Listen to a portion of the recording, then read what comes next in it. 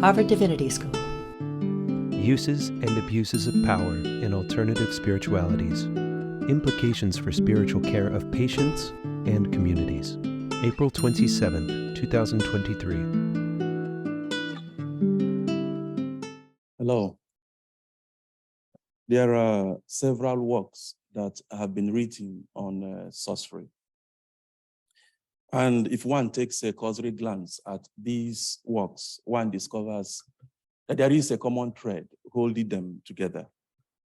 And this thread is that there is a necessary connection between the understanding of sorcery and worldview.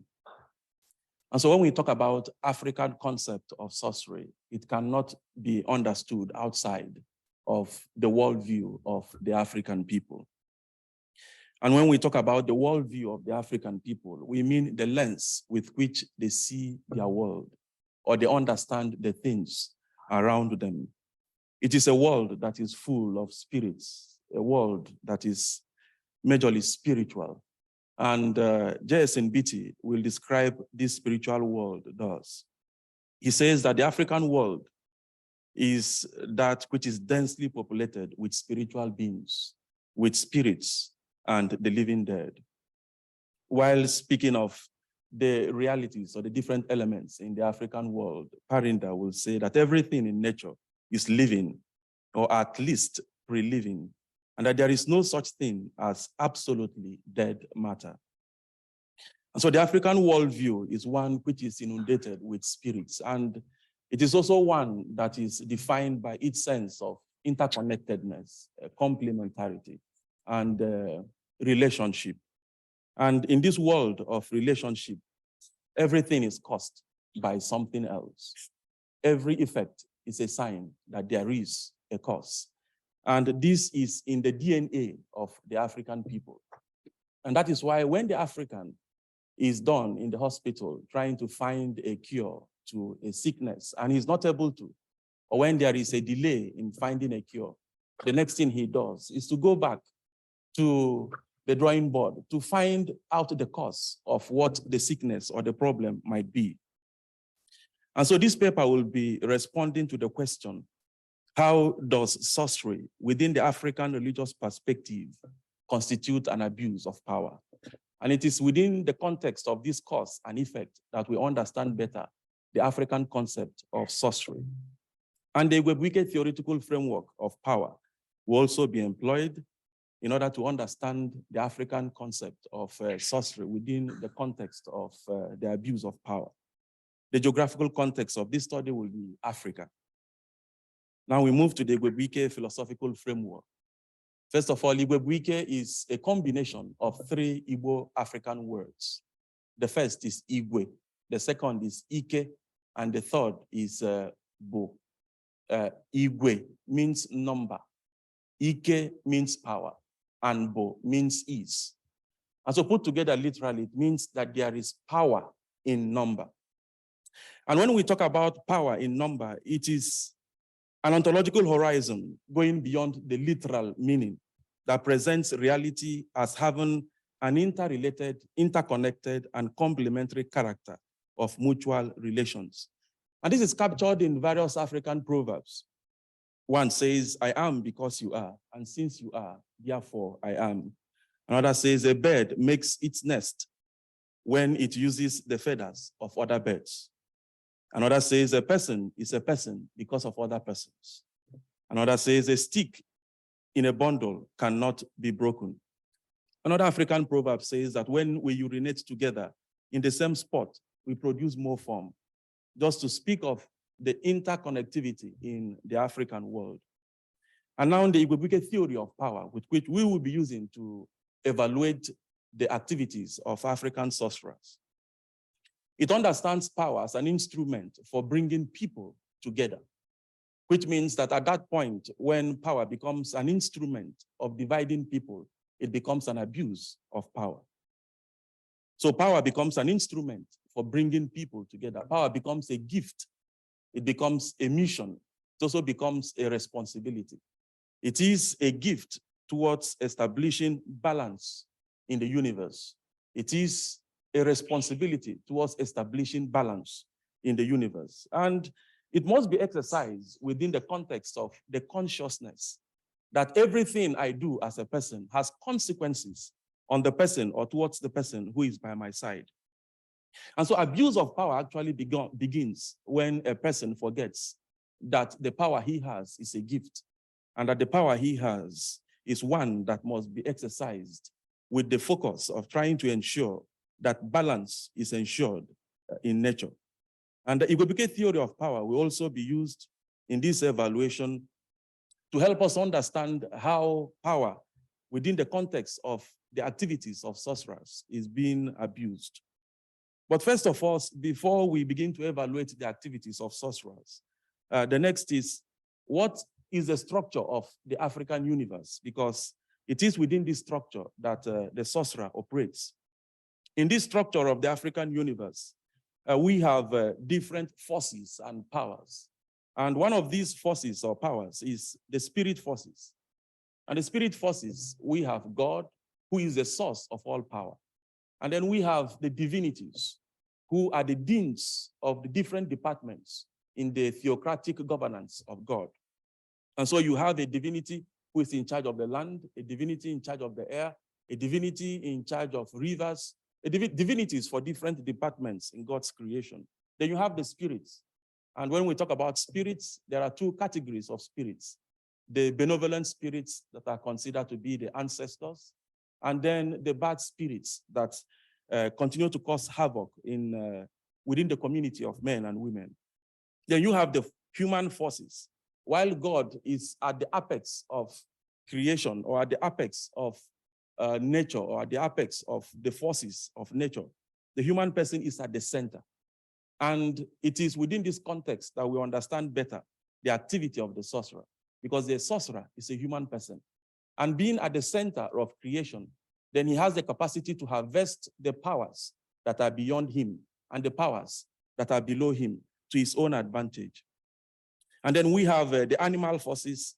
They exist for the good of man, and things and spaces that cannot act on themselves. They act based on the influence of higher forces. But the modality of being, no matter the category of being that we're talking about, is that of interaction, that of interconnection, that of complementarity. And in spite of the fact that we have the divine, in spite of the fact that we have the human and the world of plants and animals, does not mean that these are separate worlds. These are worlds that interlope.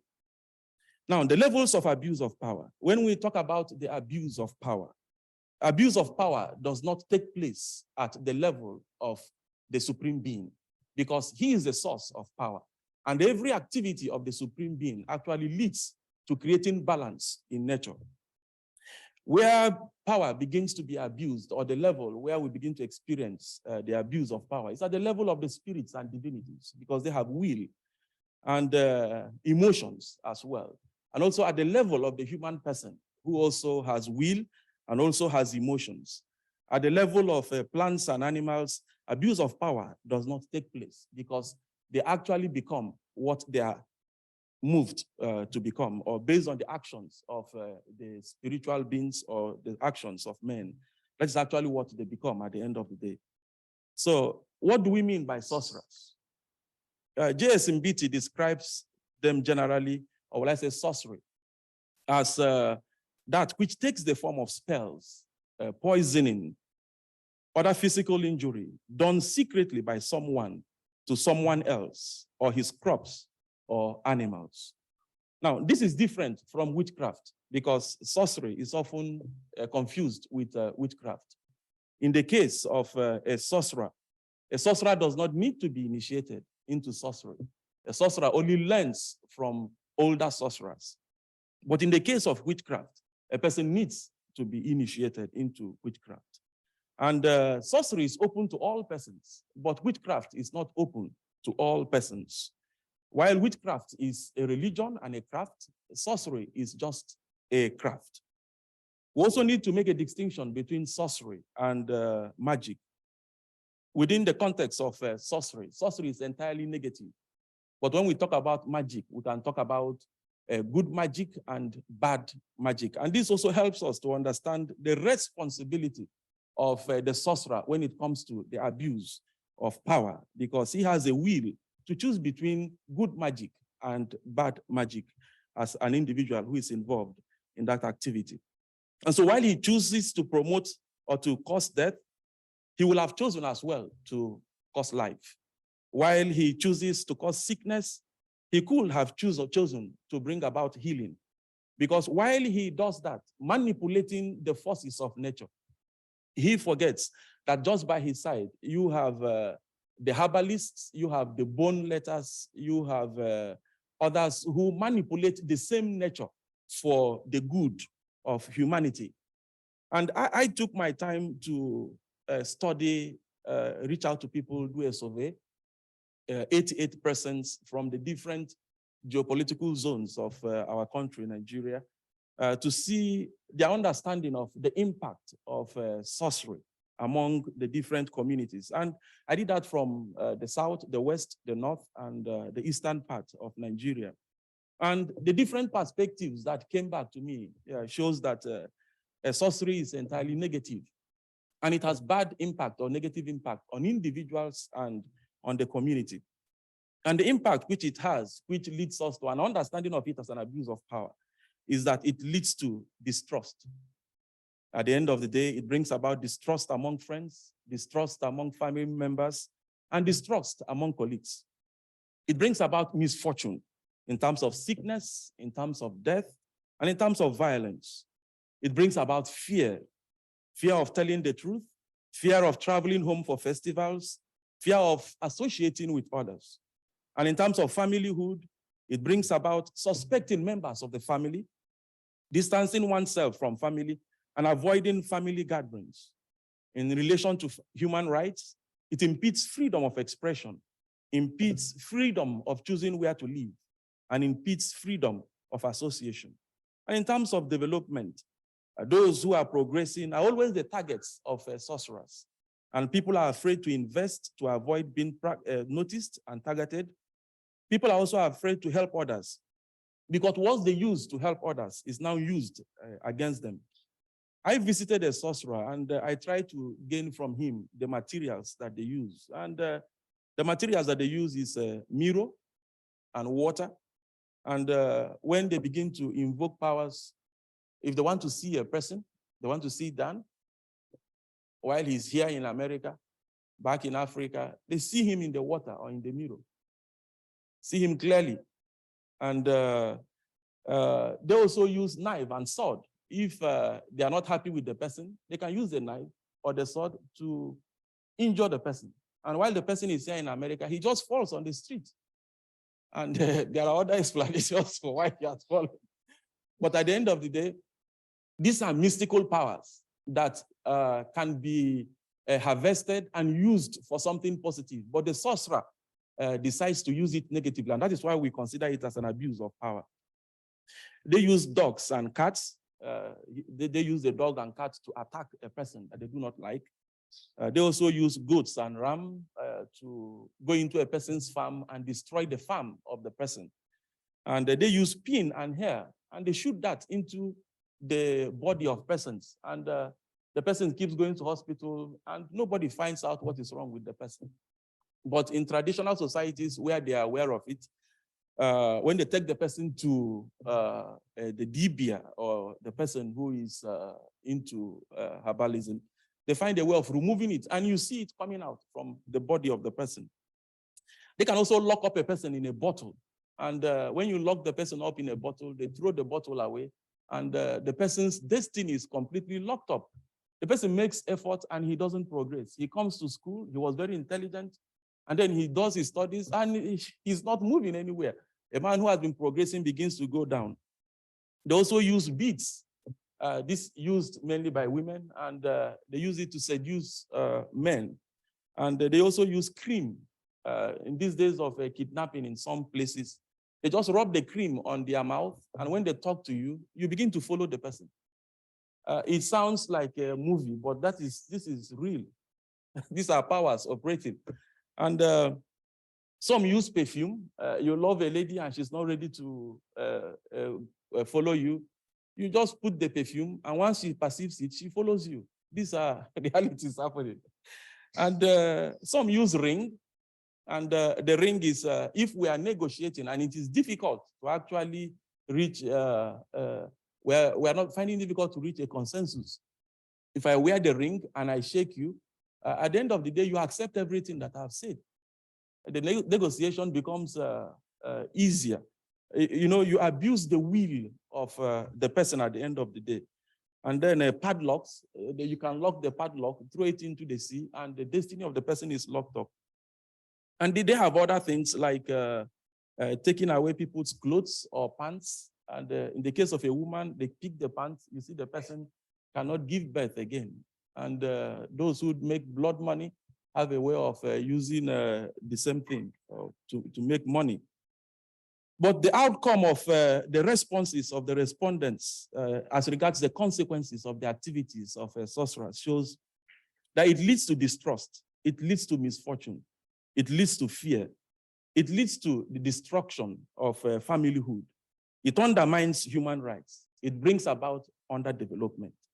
Now, going back to our theory of Igwebuike theory of the use of power, these things bring about the destruction of the being of the order. It also brings about the imbalance in nature. And it is within this context of the effects of these activities of sorcerers that we look at it and we say it is an abuse of power. Thank you.